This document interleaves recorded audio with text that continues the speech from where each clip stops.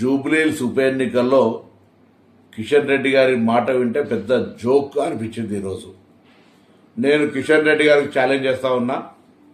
మీరు ప్రాతినిధ్యం వహిస్తున్న లోక్సభ నియోజకవర్గంలో అంతర్భాగం జూబ్లీహిల్స్, మీరు కేంద్ర మంత్రి. గతంలో కూడా ఈ అభ్యర్థే పోటీ చేసినాడు. ఈ అభ్యర్థికి అప్పుడు 25,000 ఓట్లు వచ్చినాయి. ఇప్పుడు 10,000 కంటే ఓట్లు దాటాయని నేను ఛాలెంజ్ చేస్తా ఉన్నా.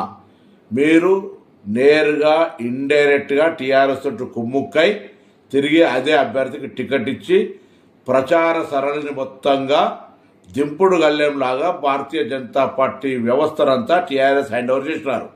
మీ ఎన్నికల్లో వాళ్ళ మద్దతు తీసుకున్న దానికి తిరిగి గురుభక్తిగా ఈ ఉప ఎన్నికల్లో టీఆర్ఎస్కు లోపాయకారిగా మద్దతు చేస్తున్నారనేటువంటి మాట యావత్ జూబ్లీహిల్స్ నియోజకవర్గ ప్రజల చర్చ.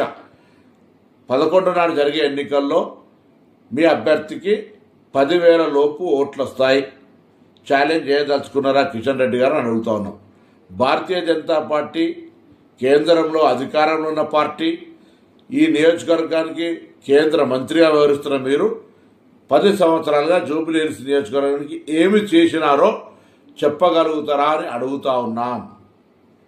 జూబ్లీహిల్స్ గురించి కనీస శ్రద్ధ లేని పట్టించుకొని మీరు ఈ ఉప ఎన్నికల్లో ప్రగల్భాలు పలుకుతూ గెలుస్తుందనడం అంటే ప్రజలు నవ్వుకుంటున్నారు మీ తీరు పట్ల.